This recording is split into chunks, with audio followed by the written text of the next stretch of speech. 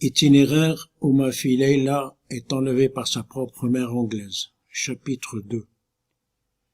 J'avais découvert l'île d'Oléron lors de courtes vacances balnéaires en cet été de grande canicule de 1976, à mon retour de Hollande où, depuis des décennies, les citoyens de ce pays n'avaient connu de telle chaleur et où l'on s'inquiétait sérieusement pour les vaches, les pommes de terre et surtout les belles tulipes.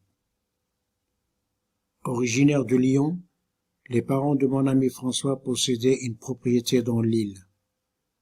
Parmi les parcelles de gazon et d'autres laissées aux herbes folles, de hauts arbres cachaient la maison construite en retrait, et hormis le logement, la demeure comprenait aussi la véranda et le chai attenant qui abritait un voilier. J'avais croisé François lors de ma première traversée de Gibraltar. Il rentrait en France après quelques semaines passées au Maroc, entre Marrakech et Essaouira.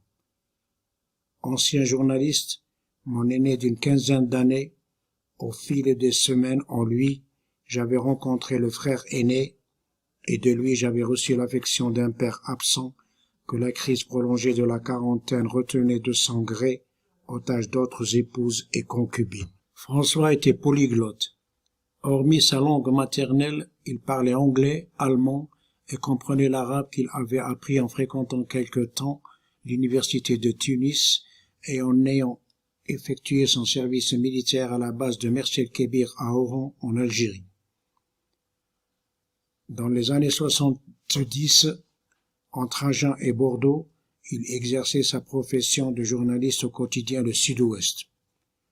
À l'apogée du mouvement hippie, François prit une année sabbatique et voyagea au pays des vénérés Maharajas, puis s'étant purifié dans les eaux bénites du Gange à Bénarès, il continua sa route en autobus jusqu'à Katmandou, au Népal. Contrairement à la bénédiction souhaitée, les eaux du Gange provoquèrent comme une malédiction car, en compagnie de deux Allemands rencontrés sur la route du retour des Indes, ils décidèrent de s'arrêter quelques jours à Istanbul. Seulement, le jour même de leur arrivée dans cette ville, dans la chambre de l'hôtel où ils étaient descendus, dénoncés par le mouchard et réceptionniste de cet hôtel, ils furent surpris par les agents de la brigade des stupéfiants en train de fumer un pétard. Soumis à la fouille, fut découverte une quantité dont le poids avoisinait les 2 kilogrammes de hashish afghan dissimulés sous le plâtre que portait au bras l'un des deux Allemands. Comme d'autres pays, et particulièrement ceux du Triangle d'Or, en Turquie d'alors, pays où, moyennant le bakchiche, se tolérait la culture et la consommation des stupéfiants. Toutefois, au bon des accusés, ce pays feignait le bon élève à dessein de faire reluire une image ternie aux yeux des justiciers occidentaux, américains en particulier, et espérait réaliser l'utopique ambition de devenir un jour un pays membre de la communauté européenne.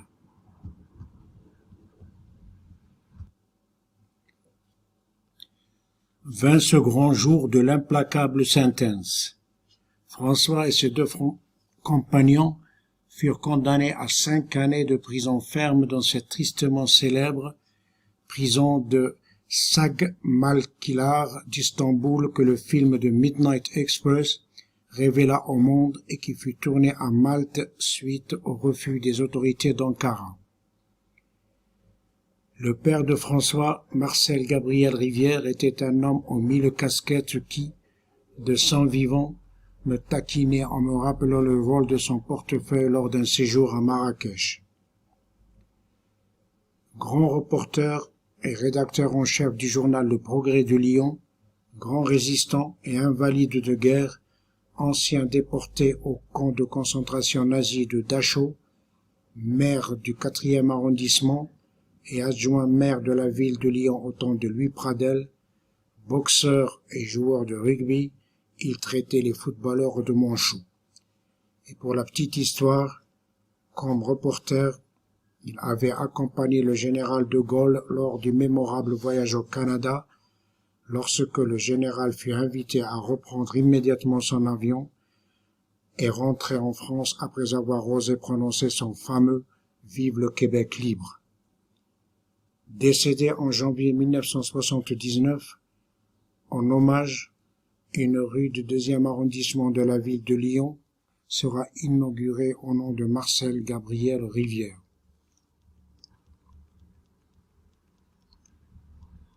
Ici, je montre la biographie de ce monsieur. Et puis, il y a un ouvrage qui est écrit par son fils Olivier, qui est vétérinaire de profession. Ici, il y a ma photo avec Olivier et son bébé Gabriel lors d'un pique-nique à Russan. Ici, en week-end, chez eux à Lyon, avec les enfants d'Olivier.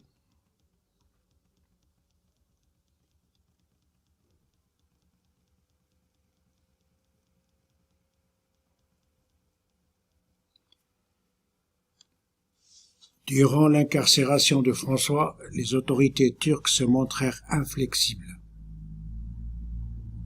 Sauf engraisser un margoulin d'avocats, toutes les interventions de la famille s'avérèrent vaines. Il fallut qu'il bénéficie d'une loi d'amnistie au bout de 17 mois d'emprisonnement pour qu'il soit libéré.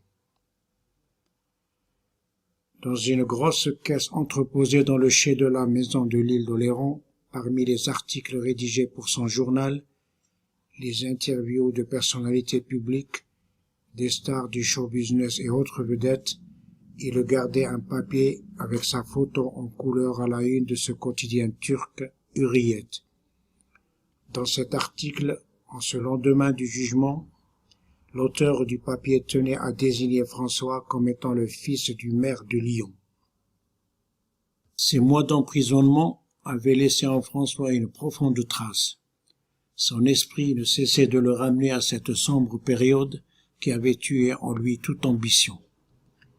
Il me répétait sur un ton rageur, « En tôle, tes projets se fracassent contre les murailles. » Le plus banal des souhaits pour le lendemain est intercepté, était renvoyé à la gueule par 4 murs. Et ayant, du moins physiquement, quitté les murs du sinistre bagne, comme un bras d'honneur à la société, en retraité sans solde, il vivait en marge des affaires de ce monde. Sur un terrain acquis sur une montagne des Pyrénées-Orientales, pierre après l'autre, il construisait sa baraque en élevant ses poules et ses canards et en cultivant ses légumes sur un lopin de terre. Parmi ses nombreux voyages, il me raconta celui effectué en voiture en URSS où le citoyen troquerait tous les choux-fleurs de la Volga pour un pantalon en jean made in USA. À ce voyage, il était accompagné par sa maman, ancienne déportée dans un camp nazi et qui, en bonne bourgeoise, se faisait le caprice de voter communiste. En URSS, à dessein de cacher aux étrangers la pauvreté post-révolution bolchevique, les agents du Kremlin, à tout moment leur rappelaient de s'en tenir au strict itinéraire tracé et imposé aux visiteurs étrangers dès leur entrée en pays des goulags. Il m'apprit aussi que pour s'être porté bénévole quelques semaines dans un kibboutz en Israël, et suite à ce conflit israélo-arabe, il dut changer de passeport pour qu'on lui permît l'entrée dans les pays arabes tels le Koweït où, dans les centres de transfusion de cet émirat, les étrangers à court de ressources monnayaient un sachet de leur sang au lieu d'en faire don. Au sujet de ce même conflit israélo-arabe, lors de cette première rencontre, en ce début d'août de cet été 1975, le dernier que passerait en ce bas monde le dictateur Franco qui venait de refuser la grâce à des opposants et qui les fit exécuter malgré l'intervention des grands de ce monde, y compris le pape, sur une plage au nord de Barcelone évoquant ce contentieux, En me référant aux versions officielles que nous servaient les différents médias arabes, je lui rappelais fièrement la victoire des Arabes lors de cette guerre des 6 jours en juin 1967. À François, je ne paraissais pourtant pas aussi naïf au point de ne discerner une victoire d'une défaite. Quelque peu déçu que je lui sorte une pareille aberration, il me corrigea en m'apprenant le contraire de ce que nous annonçaient nos médias au service des despotes arabes transformant les fiascos en triomphe. Saut el-Qahira, la voix du Caire, un peu la BBC Voice arabe, relayée par d'autres médias arabes, à coups de fréquents bulletins, communiquait les victoires successives aux populations asservies, soumises au matraquage, au conditionnement et qui répondaient par des liesses collectives. Lors de cette guerre, toutes les demi-heures, des voix graves annonçaient les nouveaux bilans. Un grand nombre d'avions militaires et d'hélicoptères israéliens abattus, des centaines de chars et de camions bombardés, réduits en tas de ferraille, des milliers de soldats israéliens tués sur les différents champs de bataille par les vaillantes armées de la coalition arabe. Entre allocutions d'hommes politiques connus et les chansons patriotiques, la lecture de ces bulletins ne s'achevait sans qu'il soit récité ce sempiternel refrain de la fermeture des robinets de pétrole et de gaz arabes aux Anglais et aux Américains, alliés des sionistes. Sur cette plage espagnole, aux assommantes chaleurs, s'ajouta la violence du choc en découvrant que, de cette guerre, non seulement Israël en sortit victorieuse, mais, en couronnement, avait conquis d'autres territoires au-delà de ceux attribués à la proclamation de l'État d'Israël en 1948, au terme du mandat britannique, et ceux conquis en 1949 en Judée, en Galilée et au Negev, l'année où Israël devient État membre de l'ONU.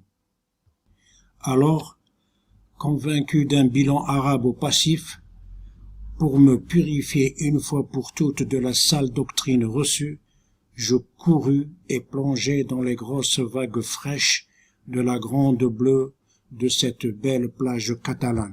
J'allais sur mes 19 ans et je reste éternellement reconnaissant à François de m'avoir, entre autres rapports, ouvert les yeux sur la politique menée, en particulier par les dirigeants arabes dans les médias complices, en louanges et en panégyriques, contribuait grandement à pérenniser ce drame consistant à tromper, à spolier de leurs richesses et à assassiner leurs propres frères.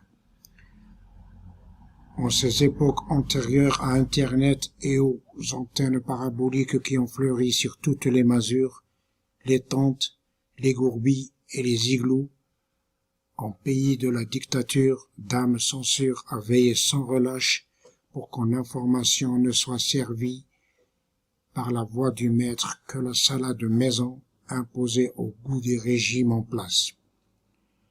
Mais Dieu et les génies de la Silicon Valley soient loués d'avoir, aux dames des despotes, grâce à Internet et autres moyens de communication actuels, transgressé cette loi, cassé la règle, en dénonçant entre autres crimes et exactions cette voix du maître, tout en priant qu'elle rende bientôt son dernier souffle.